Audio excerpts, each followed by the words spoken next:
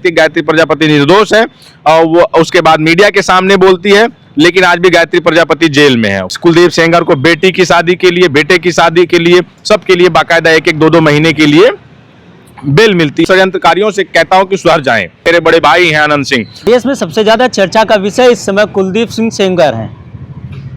उनकी जमानत के बाद लगातार सामाजिक संगठनों ने इनका विरोध प्रदर्शन का, दिल्ली हो या लखनऊ या फिर देश के सभी कोनों में सामाजिक न्याय पसंद लोगों ने उनके विरोध में प्रदर्शन किया। कुछ महिलाओं ने किया और पीड़िता ने भी किया, जिसकी वजह से कोर्ट ने फिर से उनकी जमानत पर रोक लगा दिया। लेकिन भारतीय जनता पार्टी के या फिर ठाकुर नेताओं ने कुलदीप सिंह सेंगर का समर्थन कर दिया, चाहे वो बृजभूषण सिंह हो या दयाशंकर सिंह। तमाम ऐसे ठाकुर नेता हैं जिन्होंने कुलदीप सेंगर का समर्थन किया। हमारे बीच हमारे सीनियर पत्रकार बबलू जी, उनसे बात करते हैं, समझते हैं, क्योंकि पहले भी बात हुई और बहुत कुछ सीखने का मौका मिलता है। आज सीधे बात करते हैं कुलदीप सिंह सेंगर की जमानत पर कैसे देखते हैं। सर, कैसे देखते हैं, क्योंकि कुलदीप सिंह सेंगर की जमानत हो जाती है, उसके बाद अब रोक लगा दी जाती है और उसी में ठाकुर नेता जो है वो उनके समर्थन में उतर जाते हैं।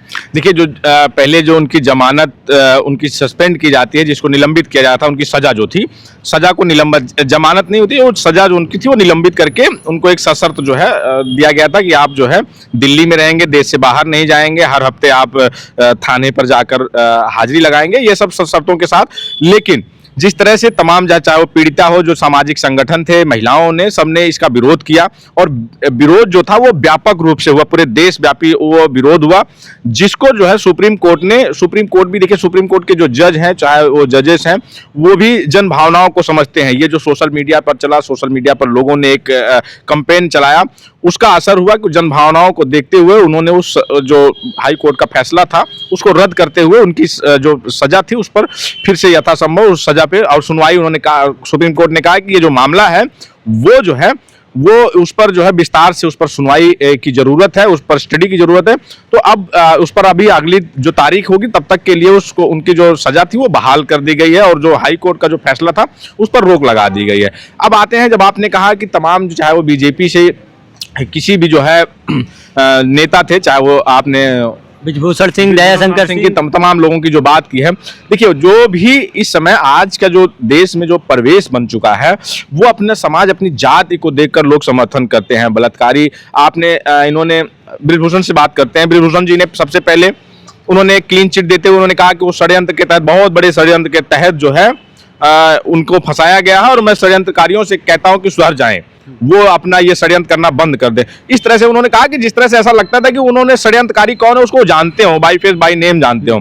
इससे पीछे आप जाएंगे, मोकामा बिहार चुनाव था, मोकामा में दुलार चंद यादव की हत्या होती है, जिसका आरोप अनंत सिंह पर लगता है, वहां के मौजूदा विधायक, और वो उनको जो है आरोप ही नहीं लगता, उनको जो है नहीं, उनको गिरफ्तारी होती है और जेल जाते हैं। उसके बाद तुरंत से अपना जो बृजभूषण शरण सिंह जी हैं उन्होंने अपना उड़न खटोला उठाया और सीधा पहुंच गए बिहार मोकामा, और उन्होंने कहा कि मेरे बड़े भाई हैं अनंत सिंह और उनको उनके साथ साजिश के तहत फंसाया गया चुनाव को लेकर, और वो नहीं है तो उनकी जगह मैं आया हूं और आपसे अपील करता हूं। वहां पर भी उन्होंने एक क्लीन चिट दे दी अनंत सिंह को और कहा कि वो षड्यंत्र के तहत फंसाए गए हैं। उसके बाद फिर सेंगर का मामला आ जाता है। सेंगर के मामले में भी यही कहते हैं कि उनको षड्यंत्र के तहत फंसाया गया। कोडीन मामले पर बोलने से बचते हैं, वो कहते हैं कि सरकार अपना काम कर रही है, मुख्यमंत्री ने जवाब दे दिया। आपकी जानकारी में कभी भी जो बृजभूषण शरण सिंह हैं उन्होंने एक किसी व्यक्ति का हमें नाम बताइए कि एक को कहा हो कि ये फला व्यक्ति जो है गलत है, इस केस में ये गलत है, किसी भी स्वजातीय का हो, या यही बृजभूषण शरण जी क्या गायत्री? ये सवाल ये है कि ये जो ठाकुर नेता अपनी जात के होते हैं उनको क्लीन चिट देते हैं। अगर यही कोई पिछड़े समाज का होता और अगर ये कहीं विपक्ष का होता तो क्या उनके समर्थन में ये उतरते हैं? उदाहरण आपके सामने है। कितने लोगों ने कहा कि जो एक ही केस समझ लीजिए, 2017 के आसपास के दोनों केस हैं। गायत्री प्रजापति पिछले 9 साल से जेल में है। गायत्री प्रजापति पर आरोप लगाने वाली जो महिला है, जो लड़की है, वो बार बार वो कोर्ट में भी उसने चीख कर कहा, कोर्ट में उसने लिखित और मौखिक बयान दिया कि मेरे साथ कोई गलत काम नहीं हुआ ना उसकी। और गायत्री प्रजापति बार बार ये कहते रहे कि मेरा नार्को टेस्ट करवा लिया जाए, मेरी जो है उसकी सीबीआई जांच करवा ली जाए। सरकार हो या किसी ने कुछ नहीं सुना। और यहाँ पर मुख्यमंत्री आवास के बाहर आती है वो महिला, वो कहती है गायत्री प्रजापति निर्दोष है, और वो उसके बाद मीडिया के सामने बोलती है, लेकिन आज भी गायत्री प्रजापति जेल में है। क्यों जेल में है? वो पिछड़े समाज से आते हैं। वहां पर उनके तमाम किसी भी नेता, चाहे बीजेपी का, जिस तरह से दयाशंकर सिंह ने दयाशंकर सिंह ने जिस तरह से कुलदीप सेंगर का समर्थन किया, किसी पिछड़े वर्ग के नेता ने इतनी मजबूती से, जो बीजेपी में हो, चाहे प्रजापति, चाहे धर्मवीर प्रजापति हो जो बीजेपी में, चाहे ओम प्रकाश राजभर हो, चाहे संजय निषाद हो, जो उन्हीं के समाज से, गायत्री प्रजापति के समाज से आते हैं, कहते हैं कि हम 17 जातियों का एक समूह लेके चलते हैं, 17 जातियों की बात करते हैं। उसी 17 जातियों में कभी इन लोगों ने, किसी पिछड़े समाज के नेता ने बीजेपी में जो है नहीं कहा होगा गायत्री प्रजापति निर्दोष है, गायत्री प्रजापति पर आरोप लगाने वाली महिला वो मना कर रही है कि मेरे पास ने उनके साजिश के तहत उन्हें फंसाया गया है।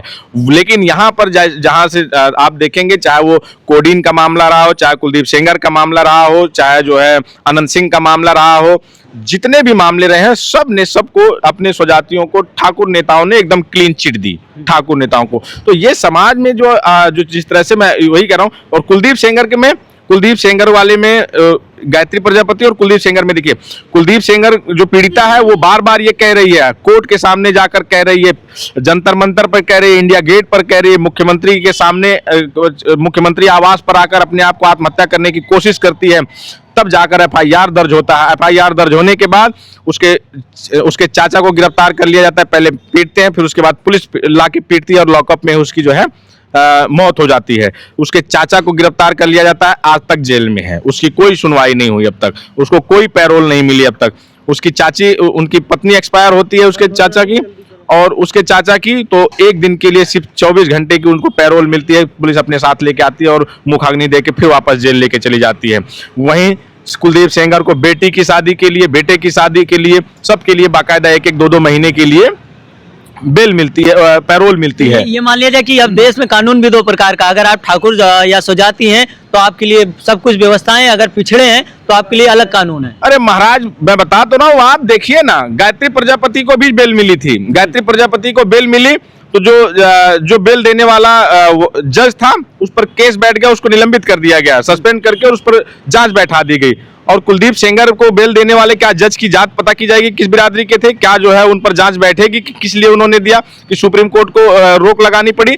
तो इस समय जो है हर कोई अपनी जाति देखकर अपने नेता का, अपराधी का, सबका समर्थन कर रहा है, और अगर बिरादरी उसकी खुद की जात की है तो वो क्लीन चिट दे देते हैं।